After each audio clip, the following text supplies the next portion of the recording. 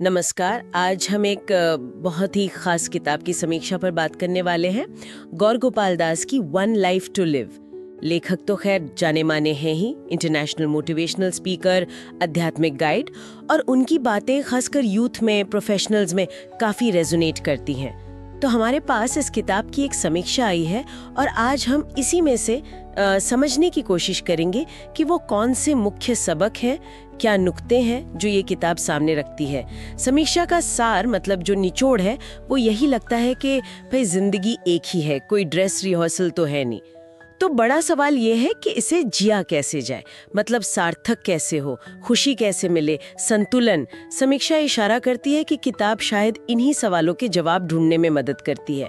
तो आज हमारी कोशिश रहेगी कि इस समीक्षा के जरिए समझें कि वो कौन सी बातें हैं जो किसी की सोच पर या जीने के तरीके पर असर डाल सकती हैं। बिल्कुल। और ये जानना इसलिए भी दिलचस्प है क्योंकि देखिए आजकल इतनी जानकारी है चारों तरफ कि कभी-कभी जो गहरे सवाल होते हैं ना, उनके सीधे साधे जवाब मिलना मुश्किल हो जाता है। ये समीक्षा, जैसा आपने कहा, बताती है कि ये किताब सिर्फ ज्ञान नहीं देती बल्कि व्यावहारिक तरीके भी सुझाती है। इसमें जिंदगी के अलग अलग पहलू हैं, हमारे रिश्ते, हमारा काम, हमारी अपनी अंदरूनी शांति। तो चलिए देखते हैं जरा इस समीक्षा की मदद से कि गौर गोपाल दास का नजरिया इन चीजों पर कैसा है, जैसा ये समीक्षा बताती है। हाँ, तो पहली बड़ी सीख जो समीक्षा में दिखती है वो है नजरिया, दृष्टिकोण। सही दृष्टिकोण अपनाओ। सुनने में तो ये काफी आम सी बात लगती है ना? लेकिन समीक्षा के मुताबिक किताब इसे एक तरह से बुनियाद मानती है। मतलब मुश्किलें तो आएंगी, वो तो जिंदगी का हिस्सा है, पर हमारा रवैया, हमारा एटीट्यूड, वो तय करता है कि हम उनसे निपटते कैसे हैं, टूटते हैं या सीखते हैं। हाँ, और यहाँ सही दृष्टिकोण का मतलब देखिए सिर्फ ये नहीं बस पॉजिटिव सोचो सब अच्छा होगा। शायद ये यथार्थवादी आशावाद की बात है, रियलिस्टिक ऑप्टिमिज्म। समीक्षा इशारा करती है कि किताब शायद ये समझाती है कि हालात चाहे जैसे भी हों, हमारे पास हमेशा एक चॉइस होती है कि हम रिएक्ट कैसे करें। ये चुनाव ही हमारी असली ताकत है। और सकारात्मक नजरिया हमें मतलब प्रॉब्लम में फंसे रहने के बजाय सोल्यूशन पे फोकस करने में हेल्प करता है। ये कोई मैजिक नहीं है बल्कि एक तरह का मेंटल डिसिप्लिन है जिसे डेवलप किया जा सकता है। समीक्षा के हिसाब से किताब शायद इसी अनुशासन को बनाने के तरीके बताती है। ये बहुत दिलचस्प बात कही आपने कि ये सिर्फ सोच नहीं, एक अनुशासन है, डिसिप्लिन। अच्छा, नजरिया तो हुई अंदर की बात, लेकिन बाहर की दुनिया में हमारे रिश्ते होते हैं। समीक्षा का दूसरा मुख्य पॉइंट यही लगता है, रिश्तों की अहमियत। इसमें एक बहुत मजबूत बात कही गई है। समीक्षा बताती है, परिवार और दोस्तों के साथ बिताया गया वक्त ही हमारी सबसे बड़ी दौलत है। और एक लाइन है जो मुझे खास लगी, लोगों में निवेश करो, सिर्फ पैसों में नहीं। इस पर क्या कहेंगे? समीक्षा इसे कैसे देखती है? देखिए, ये सिर्फ कोई इमोशनल या मॉरल एडवाइस नहीं है, ये उससे कहीं ज्यादा गहरा है। समीक्षा इस बात पर रोशनी डालती है कि मजबूत सोशल कनेक्शन, अच्छे पारिवारिक रिश्ते, ये हमारी मेंटल और इमोशनल हेल्थ की नींव है, फाउंडेशन है। आज की दुनिया में तो ये और भी जरूरी हो गया है, जहां लोग अक्सर अकेला महसूस करते हैं, कटा हुआ सा महसूस करते हैं। लोगों में निवेश का मतलब शायद सिर्फ वक्त देना नहीं है, इसका मतलब है ध्यान देना, समझना, एक दूसरे का सहारा बनना, एम्पैथी। समीक्षा इस बात को अंडरलाइन करती है कि ये उस संतुलित जीवन का, जिसकी किताब बात करती है, एक बहुत जरूरी हिस्सा है, जिसे हम अक्सर करियर की भागदौड़ में या दूसरी चीजों के पीछे नजरअंदाज कर देते हैं। ये हमारी खुशी के लिए, हमारी स्टेबिलिटी के लिए उतना ही इंपॉर्टेंट है जितना शायद अच्छा स्वास्थ्य या पैसा। करियर का, क्योंकि अक्सर यही वो चीज होती है जो या तो रिश्तों पर असर डालती है या उनसे वक्त ले लेती है। समीक्षा कहती है कि किताब इस पर भी बात करती है। मैसेज ये है कि काम सिर्फ पैसे कमाने का जरिया नहीं होना चाहिए, उसमें सैटिस्फैक्शन, संतोष और सर्विस यानी समाज की सेवा का भाव भी होना चाहिए। ये विचार आजकल की हसल कल्चर वाली दुनिया में थोड़ा अलग नहीं लगता, जहाँ सब भाग रहे हैं? हाँ, लगता तो है। ये निश्चित रूप से जो आजकल चल रहा है उससे थोड़ा हटकर है।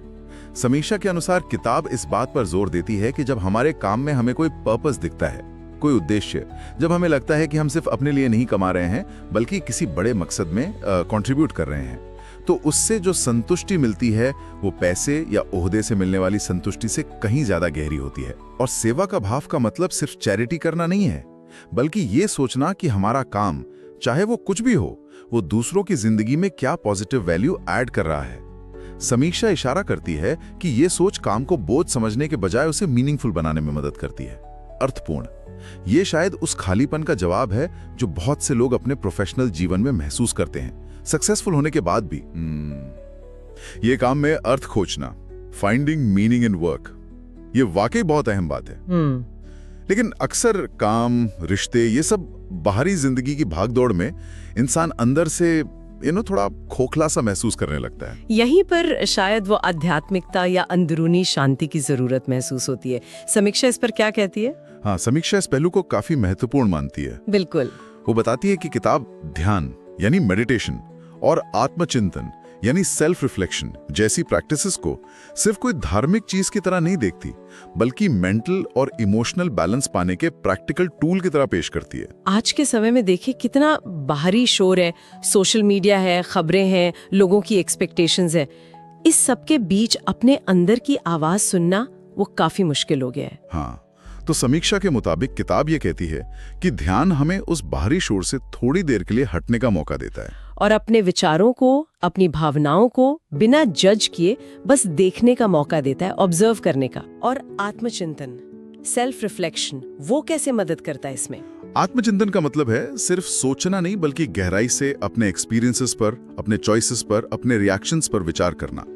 समीक्षा बताती है कि किताब इसे एक तरह का मेंटल चेकअप जैसा मानती है, जैसे दिन के आखिरी में कुछ पल रुककर सोचना कि भाई आज क्या हुआ, मैंने कैसा महसूस किया, मैंने क्या सीखा आज। यह हमें अपने पैटर्न समझने में मदद करता है और फ्यूचर में ज्यादा जागरूक, ज्यादा कॉन्शियस चॉइसेस लेने में मदद करता है। यह एक तरह से सेल्फ इंप्रूवमेंट और सेल्फ अवेयरनेस का रास्ता है। समीक्षा कहती है कि यह अभ्यास उन लोगों के लिए खासतौर पर मददगार हो सकते हैं जो जिंदगी में थोड़ा दिशाहीन महसूस कर रहे हैं या बेचैन हैं, जो अंदर से शांति ढूंढ रहे हैं। ये अंदरूनी शांति की तलाश, ये वाकई में आजकल बहुत लोगों की कहानी है और इसी से जुड़ा हुआ एक बहुत ही सरल सा लेकिन पावरफुल आइडिया है जिस पर समीक्षा ध्यान खींचती है। आभार, ग्रैटिट्यूड। कहा गया है कि छोटी छोटी चीजों के लिए भी शुक्रगुजार होना, थैंकफुल होना हमें खुशहाल और शांत बनाता है। ये सुनने में इतना सिंपल लगता है, पर ये इतना शक्तिशाली कैसे हो सकता है? इसकी शक्ति इसकी सादगी में ही है, जैसा आपने कहा, और अब तो साइकोलॉजी भी इसे बैक करती है। समीक्षा शायद इस बात पर जोर देती है कि आभार का अभ्यास, मतलब ग्रैटिट्यूड प्रैक्टिस करना, हमारे दिमाग को ट्रेन करता है कि वो जिंदगी में क्या नहीं है या क्या कमी है पर फोकस करने के बजाय क्या है उस पर ध्यान दें। हम अक्सर उन चीजों को फॉर ग्रांटेड ले लेते हैं जो हमारे पास हैं। हमारी सेहत है, रिश्ते हैं, रोजमर्रा की छोटी छोटी सहूलियतें हैं। आभार हमें उन चीजों को नोटिस करने और उनकी कद्र करने में मदद करता है। ये हमारी सोच को नेगेटिविटी के जाल से निकालकर पॉजिटिविटी की तरफ ले जाता है। समीक्षा के अनुसार किताब इसे सिर्फ एक अच्छी आदत नहीं, बल्कि मेंटल वेलनेस का, मानसिक कल्याण का एक मजबूत स्तंभ मानती है। ये स्ट्रेस कम करने और जीवन के प्रति ज्यादा संतुष्ट महसूस करने का एक सीधा सरल रास्ता सुझाता है। तो ये कुछ मुख्य शिक्षाएं थी जिन्हें समीक्षा ने हाईलाइट किया। नजरिया, रिश्ते, काम में अर्थ, अंदरूनी शांति, आभार। लेकिन समीक्षा सिर्फ क्या पर ही नहीं रुकी होगी, कैसे पर भी बात की होगी। मेरा मतलब है किताब की स्टाइल कैसी है, भाषा, क्या ये बहुत भारी भरकम फिलॉसफी है या कोई भी पढ़ सकता है? हाँ, ये बहुत जरूरी सवाल है और समीक्षा इस बात को बिल्कुल साफ करती है। वो कहती है कि किताब की भाषा काफी सरल है, सीधी है और प्रेरणादायक है, इंस्पायरिंग। इसमें कोई बहुत मुश्किल सिद्धांत या भारी भरकम शब्द इस्तेमाल नहीं किए गए हैं। और खास बात यह है कि समीक्षा के अनुसार किताब में असल जिंदगी के उदाहरणों का, कहानियों का काफी इस्तेमाल हुआ है। और कहानियां क्या करती हैं? वो किसी भी बात को सिर्फ समझने में नहीं, बल्कि महसूस करने में, उससे जुड़ने में मदद करती हैं। कहानियां हमें याद रह जाती हैं और मुश्किल आइडियाज को भी आसान बना देती हैं। अच्छा, तो इसका मतलब ये हुआ कि ये किताब सिर्फ दार्शनिकों के लिए या जो बहुत आध्यात्मिक खोज में लगे हैं उनके लिए ही नहीं है?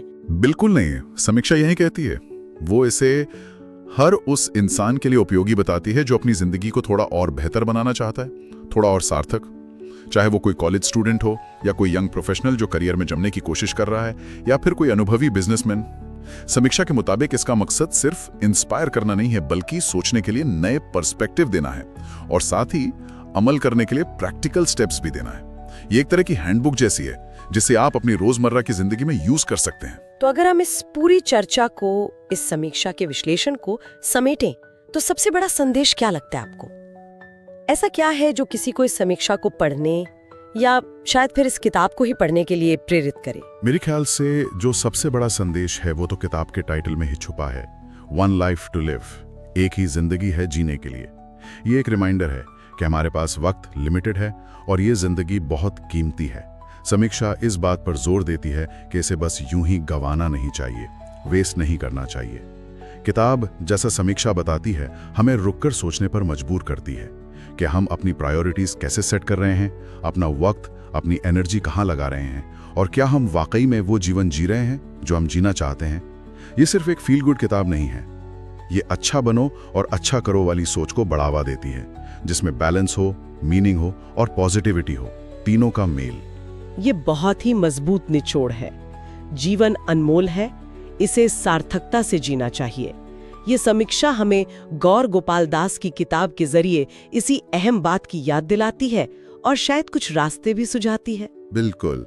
और शायद इस बातचीत के अंत में हम सबके सोचने के लिए एक छोटा सा सवाल छोड़ सकते हैं, जो इसी समीक्षा से निकला है, कि अगर हमें अपनी जिंदगी में, जैसे ये समीक्षा बताती है कि किताब जोर देती है, थोड़ा और संतुलन या सार्थकता लानी है, तो आज या चलिए इसी हफ्ते हमेशा कौन सा सिर्फ एक छोटा सा करने लायक बदलाव ला सकते हैं।